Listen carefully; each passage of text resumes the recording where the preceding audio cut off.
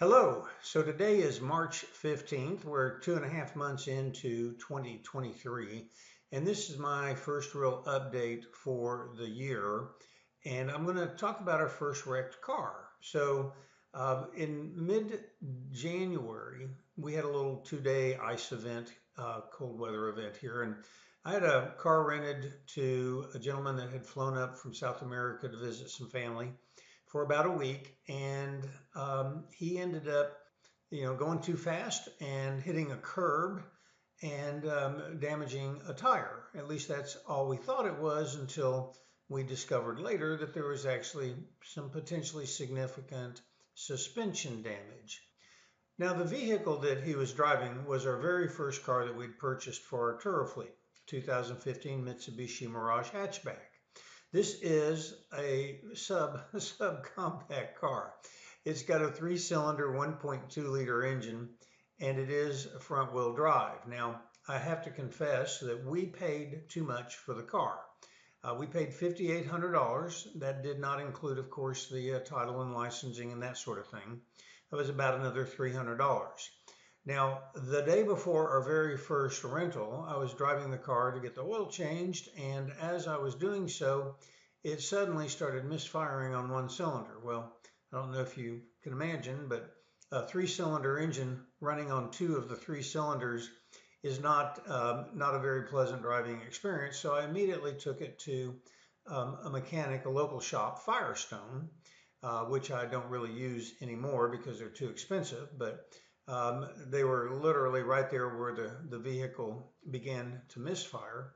And they ended up fixing some sort of an engine issue that was about a $1,400 fee. So by the time you add up all of the expenses, we were suddenly into this car for way too much money. $7,650 is actually what we had invested in the car at that point. Now, here is a close-up photo of the damaged tire, and you can see a big chunk out of the rim. As you can imagine, when you hit a curb hard enough to take that big of a chunk out of the rim, it's a pretty significant hit. And I was concerned that the car would have some suspension damage, but did not know for sure whether or not that was the case at the time that I went to help the client, the guest, change the tire, because he did not seem to have any clue as to how to do that. Well, we did have a spare in the trunk and a tire change tool set. However, I discovered that these are special alloy wheels that have a very narrow gauge for the lug. That's the lug nut removal tool, and we had a standard lug nut removal tool, lug wrench, and it would not fit down in there. So we could not change the tire, even though we had a tire to put on. Probably a good thing, because after getting the car towed to a local Mitsubishi dealer, we discovered that there was significant damage under the front end to the front end suspension. Now, the Mitsubishi dealer gave us this list of parts. They said we'd need 4 new wheels and tires, that we'd need a left front strut, a left lower control arm, rack and pinion steering set, left front steering knuckle, an alignment, 4 tire pressure monitor system sensors, and a recalibration of the sensor system. Total $7,127. Well, of course, I nearly had a heart attack right there at that point in time when I found out what it was going to cost, because I had no idea what Turo would do. Well, Turo initially offered about $500, actually about $300, because they use a video or photography appraisal process. And as you know by looking at the picture, it just looks like a flat tire and a busted rim. So that actually fell under our $250 deductible. So they basically just told us, go fix the car.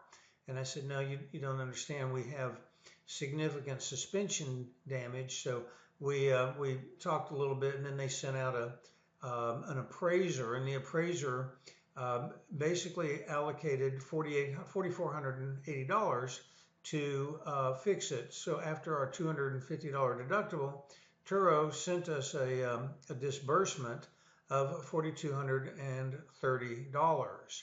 Well, doing a quick analysis at that point of what we had invested in the car, we had $7,650 invested in the car, and we had $4,230 disbursed by Turo.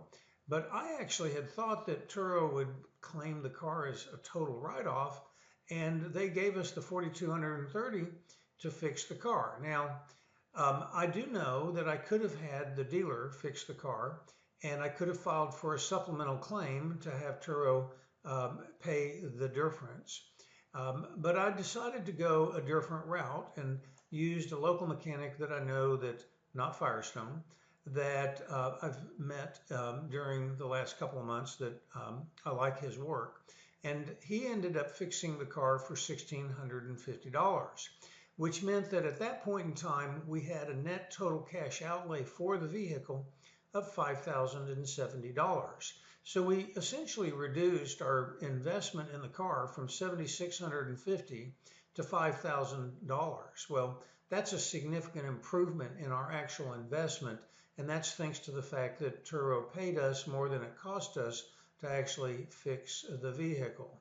Now, if you also look at the money that the vehicle's made in the 3.5 months that we've had it, which a month basically it was completely out of commission, we basically have earned about $1,000 off the vehicle. So our net cash outlay for the vehicle at this point in time is $4,000. Now, I am considering just simply selling the vehicle, recouping as much cash as I can, and making a different vehicle investment. And I'm considering that because of a number of things. First of all, even though it's repaired now and it's running good, it is 120,000 miles on a Mitsubishi 3-cylinder engine Mirage. It is a very popular car. It is a car that people like leasing, but they're not willing to pay a whole lot for it. So I'm actually only generating somewhere between $350 and $500 a month on the vehicle. And I think my best ability to generate cash with that vehicle is going to be about $450 a month on average, not including whatever money I make off of repairs, if any, like I just showed you. Of course, we don't want to have to go through that process. So the question becomes, should I keep or should I sell the vehicle?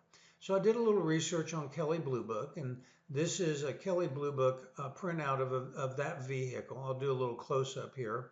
And it shows that the vehicle retail should be worth anywhere between about $4,200 and $6,200. Now, I'm watching the pricing on Facebook Marketplace of Mitsubishi Mirages with this kind of miles on them. And generally speaking, $4,500 to $5,500 is what people are asking. I suspect they're getting a little bit less than what they're asking. I certainly am seeing better deals. In fact, there's a Mitsubishi Mirage currently being offered on the marketplace for $4,500. It's the same year, different color, and it's got about 86,000 miles on it, which probably is a pretty good deal, especially if you could buy it for $4,000, something a little less than the $4,500 they're asking for it. So the question kind of becomes, does it make sense, and how much can I get for the vehicle? Well, I am going to put it up for sale, and I'm going to put it up for sale primarily because I'm very concerned about how many miles I'm going to be able to get out of this Mirage before I need to start putting engine investments in it and so forth. The car also has nice looking oversized tires. And there's a problem with oversized tires, and that is when you turn the wheel and sometimes when you go over bumps, the tires actually brush up against the fender liner and make either a scratching, scraping sound, or when you turn the wheel really hard right or left, they rub up against the fender liner. And I'm getting some complaints from customers. The vehicle just doesn't feel as solid as some of the other vehicles that I have. Most of the vehicles that we have are Hyundai like Elantras and Accents, as well as a couple of Volkswagen Jettas. And I got to tell you, they just feel like more solid vehicles. And so I'm concerned about keeping the Mirage. So I'm actually going to put the Mirage up for sale on Facebook Marketplace, go ahead and recoup as much cash as I can. And like anything else, you get more experience at doing something.